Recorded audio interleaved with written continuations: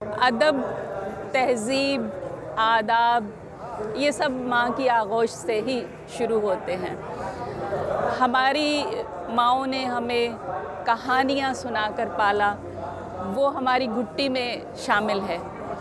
आज की माँ क्या अपने बच्चे को कहानियाँ सुनाकर पाल रही है, या मोबाइल उसके हाथ में देती है कि ये कार्टून देखो और बिज़ी हो जाओ, और ख़ुद वो दूसरी जगह पर उसी एक्टिविटी में मसरूफ़ होती है।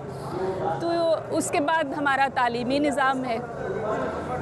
बदकिस्मती से हमने तालीमी निज़ाम को येस और नो का निज़ाम बना दिया है।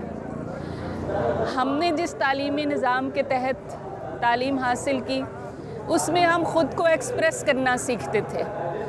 सब्जेक्टिव क्वेश्चन होते थे जिसमें हमें अपने अल्फाज में अपनी कैफियत को बयान करना होता था। लाइब्रेरी के साथ उस्ताद का ताल्लुक़ भी मज़बूत था, जिसकी वजह से उस्ताद अपने शागिर्दों का ताल्लुक़ भी मज़बूत करता था। तो देखिए, ख़राबी कहीं एक जगह नहीं होती। इस वक्त अगर हम नई नस्ल की बात करते हैं कि वो इल्म से, किताब से, अदब से क्यों दूर है, तो वो ख़राबी पैदाइश से ही शुरू हो जाती है।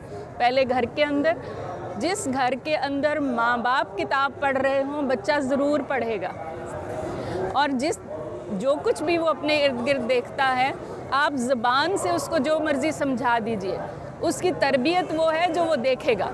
जब तक हम इन वजूहात का सद्देबाब नहीं करेंगे, तो हम हज़ारों सवाल कर लें, हज़ारों इंटरव्यूज़ कर लें, इसका कोई हरगिज़ फ़ायदा नहीं है जब तक हम ग्रास रूट से, जड़ों से इस मसले को नहीं पकड़ेंगे कि हमारे तालीमी निज़ाम के अंदर किताब से मोहब्बत, अदब से मोहब्बत, लाइब्रेरी से मोहब्बत पैदा की जाए, तो तभी वो अदब से जुड़ेंगे, और बचपन से पैदा की जाए।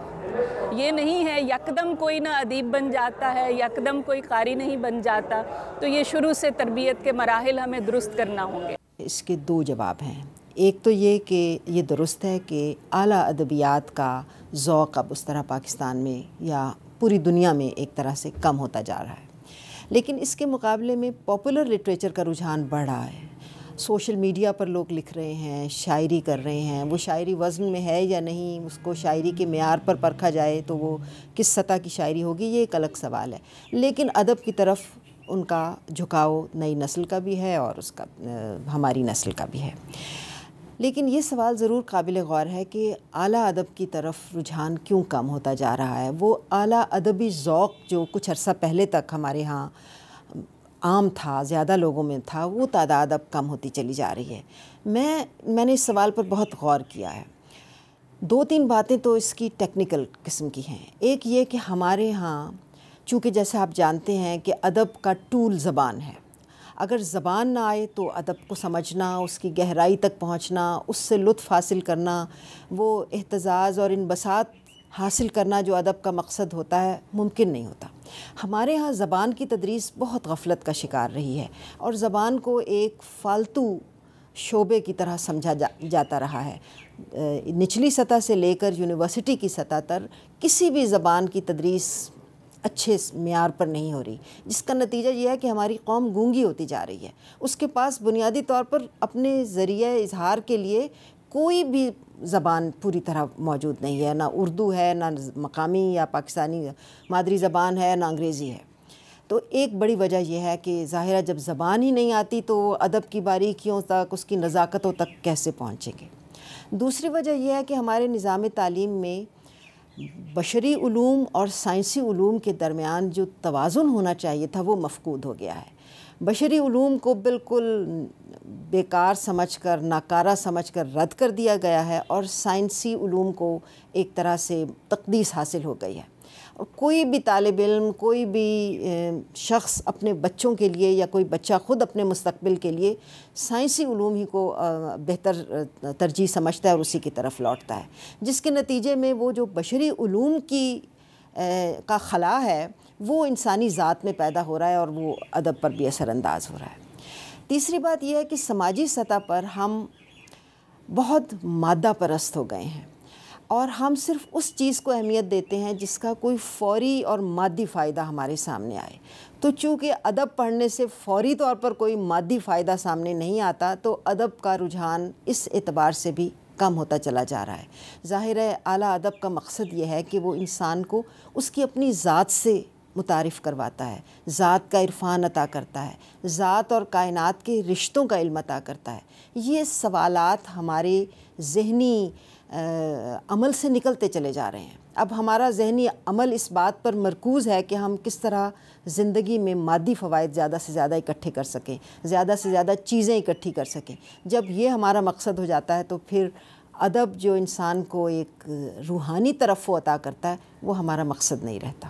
بدقسمتی ہے کیونکہ ہیومینٹیز اور لٹریچر اور سوشل سائنسز جو ہیں کسی بھی ایک معاشرے کی بنیاد ہوتی ہیں، لیکن جتنا یہ پرائیویٹائزیشن کا ہم دیکھتے ہیں ایجوکیشن میں، اس پرائیویٹائزیشن میں ٹوٹلی ہم انڈسٹری اورینٹڈ ہو گئے ہیں. اس کے علاوہ ایک اور وجہ یہ ہے کہ کتابوں کی جو ہے ایک سپلائی جو ہے، مثلا پاکستان میں اگر دیکھیں تو ادب جو ہے خاص کر بچوں کے حوالے سے وہ نہیں لکھا جا رہا، اور اگر کوئی کتابیں چھپتی بھی ہیں تو ان کا معیار جو ہے، ان کے اندر جو تصویریں ہوتی ہیں، ان کا جو پیپر ہوتا ہے، ان کی جو گیٹ اپ ہوتی ہے، وہ اتنا انفیریئر ہوتا ہے کہ بجائے موٹیویٹ کرنے کے وہ ڈی موٹیویٹ کرتا ہے. اسی طرح کتابوں کی پرائسز بہت زیادہ ہو گئی ہیں اور لوگوں کی پہنچ سے باہر ہو گئی ہیں. لیکن جو ایک بڑا فیکٹر ہے وہ یہ ہے کہ اسکول جو ہیں وہ صرف آئسولیشن میں کام نہیں کرتے، ایک اوور آل فضا جو ہے بڑی امپورٹنٹ ہوتی ہے. ایک زمانہ تھا کہ جب میں اپنے کالج کے زمانے کو یاد کرتا ہوں کہ ہمارے کالج میں، یونیورسٹیز میں مشاعرے ہوتے تھے، مباحثے ہوتے تھے، بیت بازی ہوتی تھی. شہر میں پاکستان نیشنل سینٹرز کے زیر اہتمام بہت سارے وہ فنکشنز ہوتے تھے. اب ان میں سے کچھ باقی نہیں رہا ہے. اسکول جو ہے سمٹ کے کوٹھیوں تک آ گئے ہیں، اور واحد ایجوکیشن کا مقصد یہ ہے کہ اس میں اے گریڈ لیا جائے اور پھر ایک اچھی جاب لی جائے. تو یہ معاشرے میں ہم جو دیکھ رہے ہیں انٹالرنس ہے اور عدم برداشت ہے، وہ اسی وجہ سے ہے کہ ہمارے اسٹوڈنٹس جو ہیں ان کا ایکسپوجر جو ہے لٹریچر کی طرف وہ اب باقی نہیں رہا ہے. ادب سے ذہن کشادہ ہوتا ہے، تخیل پرواز کرتا ہے، ذہن میں وسعت آتی ہے، اور یہ سب کچھ اسی وقت ممکن ہو سکتا اگر ہمیں کم عمری میں، بچپن ہی میں اچھی کہانیاں سنائی جائیں.